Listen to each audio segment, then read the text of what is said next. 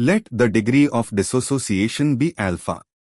Then, CH₃COOH to the power equals alpha and H to the power plus approx 0.01 m from the strong acid HCl. The equilibrium expression is Ka equals CH₃COOH to the power H to the power plus over CH₃COOH approx alpha times 0.01 over C, 1 alpha. Assuming alpha LL1, this simplifies to Ka equals alpha times 0.01.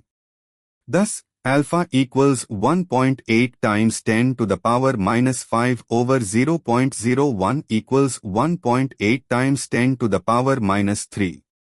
Therefore, x equals 1.8.